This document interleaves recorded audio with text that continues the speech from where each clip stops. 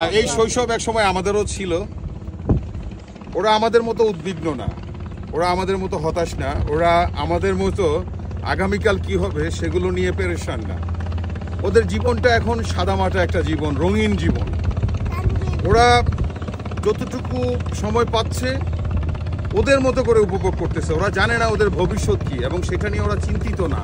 কিন্তু আমরা এখন চিন্তিত। একটা সময় হয়তোবা ওরাও আমাদের পর্যায়ে চলে আসবে, তখন ওদেরও হয়তোবা আমাদের মতো ভবিষ্যতের যে চিন্তা সেটা ওদেরকে গ্রাস করে নিবে।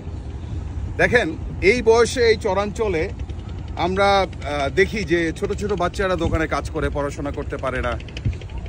আর্থিক অসচ্ছলতার কারণে এই ছোট ছোট বাচ্চারাও কিন্তু বাবা মাকে সহযোগিতা করতেছে। কেউ দোকানে কাজ করে, কেউ বা বাবা মার সাথে চাষের জমিতে কাজ করতেছে, গৃহস্থিতে কাজ করতেছে। তারপরেও আমি বলবো কি যে ওদের আসলে আমাদের মতো যখন আমরা ম্যাচিউর হই তখন আমাদের জীবনের শৈশব, আমাদের জীবনের ভালো লাগাগুলো আস্তে আস্তে বিলীন হয়ে যায়। দেখেন কত সুন্দর করে ওরা খেলা করতেছে।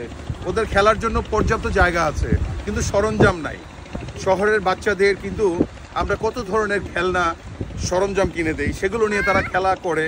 হ্যাঁ, ছোট ছোট বয়সে এখন ঢাকা শহরে যেটা দেখা যায় যে বাচ্চাদের হাতে স্মার্টফোন দেওয়া হয়, তারা কার্টুন দেখতে মগ্ন হয়ে যায়, মুভি দেখতে মগ্ন হয়ে যায়। কিন্তু এই বাচ্চাগুলোর হাতে স্মার্টফোন নাই, খেলার কোনো সরঞ্জাম নাই, কিন্তু তারা তাদের জীবনটা পরিপূর্ণভাবে উপভোগ করতেছে। তাদের কোনো কষ্ট নাই, দুঃখ নাই, তাদের দামি খাবার নাই, কিন্তু তারপরও তাদের মুখে আছে শান্তির হাসি, একচিলতি হাসি।